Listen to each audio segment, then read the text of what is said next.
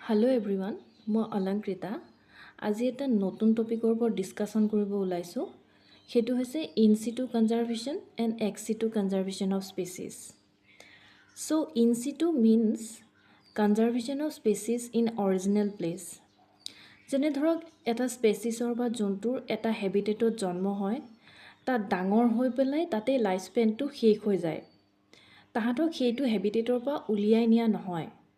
চ' সেইবোৰক কোৱা হয় ইন চিটু কনজাৰ্ভেশ্যন।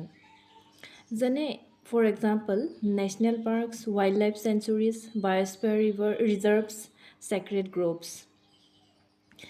এতিয়া ex situ conservation. Ex situ conservation means away from the original place. তাৰ মানে হ'ল ধৰক যিকোনো এটা স্পেচিছৰ এটা নেচাৰেল হেবিটেটত জন্ম হয়, তাত ডাঙৰ হয়, তাৰপিছত এটা টাইমৰ পিছত সেই স্পেচিছটোক সেইটো হেবিটেটৰ পৰা উলিয়াই আনি বেলেগ এটা প্লেচত তাহাঁতক প্লেচ কৰা হয়। চ' সেইবোৰক কয় x situ conservation.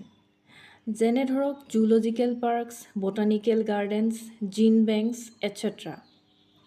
The in situ কনজাৰ্ভেশ্যনে গোটেই এণ্টায়াৰ ইক'ছিষ্টেমটোকে প্ৰটেক্ট কৰে। কিন্তু এক্স চিটু কনজাৰ্ভেশ্যনত কি হয়, ধৰক যেনে ক্ৰিটিকেলি এণ্ডেঞ্জাৰ স্পেচিছবোৰ তাহাঁতক আনি এটা জেগাত প্লেচ কৰা হয় আৰ্টিফিচিয়েলি। চ' সেইটোক এক্স চিটু কনজাৰ্ভেশ্যন বুলি কোৱা হয়। এইখিনিয়ে আছিল difference between in situ and ex situ conservation. Thank U.